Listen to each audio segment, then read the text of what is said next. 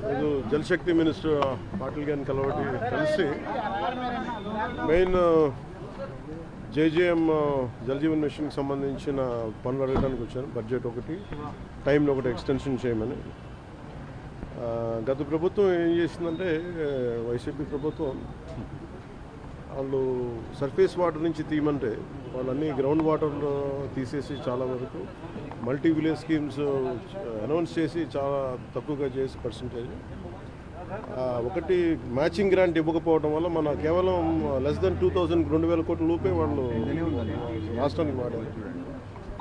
వాళ్ళు matching grant ఒకటి ఇవ్వకపోవడం, ఇంకా మనకి 16,000 కోట్లు ఇంకా వాడుకోవాల్సింది. దానికి సంబంధించి ఒకటి, అలాగే ఈ సర్ఫేస్ వాటర్ నుంచి తీసుకోవాలని కొంచెం ఎక్స్ట్రా ఖర్చు అవుతుంది. దీని మీద మాట్లాడుకున్నాం.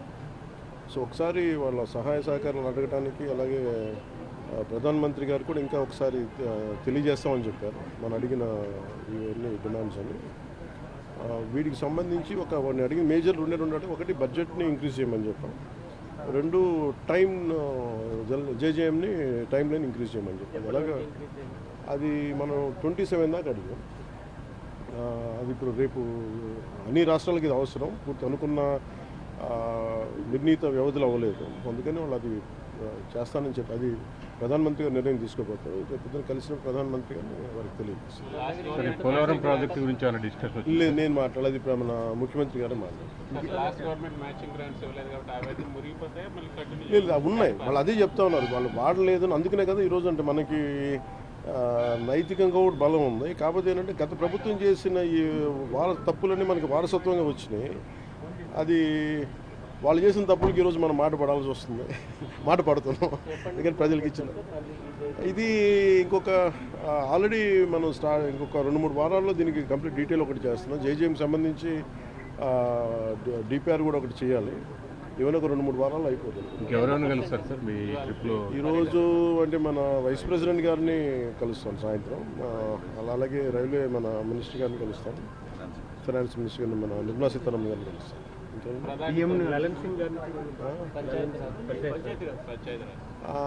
ఇప్పుడు ఉందా మనకి ఇంకా ఒక ఫైనలైజ్ చేసినట్లేదు చెప్తారు. ఏంటి సార్ ప్రధానంగా ఏ అంశాలను ప్రస్తావించబోతున్నారు సార్ ప్రధానమంత్రి గారిని కలిసినప్పుడు? ఒకటి జల్ జీవన్ మిషన్ మీద ముఖ్యంగా ఉంటుంది.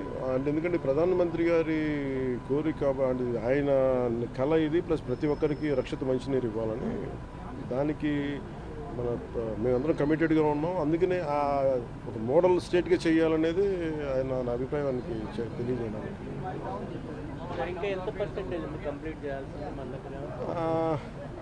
వీళ్ళు ఎలా చేశారంటే, ఫస్ట్ మనకి ప్రాబ్లం ఏమవుతుందంటే, మనం ఇల్లు కట్టినా ఏం చేసినా ముందు అసలు పైప్ లైన్స్ వేయం, సువేజ్ చేయం, మన పైప్స్ ఉండవు మన దగ్గర.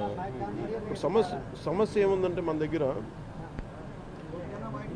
వేసిన పైప్ లైన్స్నే మళ్ళీ వీళ్ళు సరిగ్గా ఫ్లో లేదు. డిజైనింగ్ లోపాలు చాలా ఉన్నాయి. ఆ డిజైనింగ్ లోపాలు ఒకళ్ళు కరెక్ట్ చేయాలి.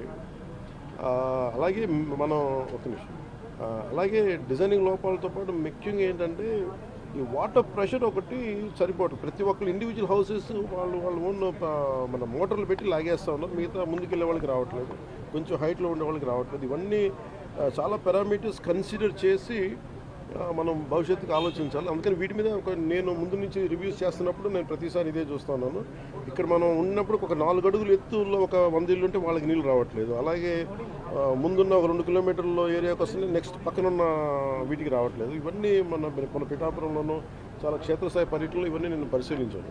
ఓవర్ హెడ్ ట్యాంక్స్ ఉన్నాయి. మనకి డ్రింకింగ్ వాటర్ మనకి సర్ఫేస్ డ్రింకింగ్ వాటర్ ఫెసిలిటీస్ ఉన్నాయి. కానీ పైప్ డిజైనింగ్లో వీళ్ళు చాలా బండగా మొండిగా పైప్ వేసి తవ్వేస్తున్నారు. కానీ దానికి చాలా కన్సిడర్ చేయాలి. ప్రెషర్ ఎవరిని తీసుకుంటారా, లేదంటే ఎక్స్ట్రా మీటర్ ఏమైనా మోటార్లు వేసి తోడేస్తారా, వాటికి ఏం చేయాలనేది మనకు ఆర్డబ్ల్యూఎస్ శాఖ కూడా దీనికి కొంత బాధ్యత వహించాలని చాలా సంతోషం.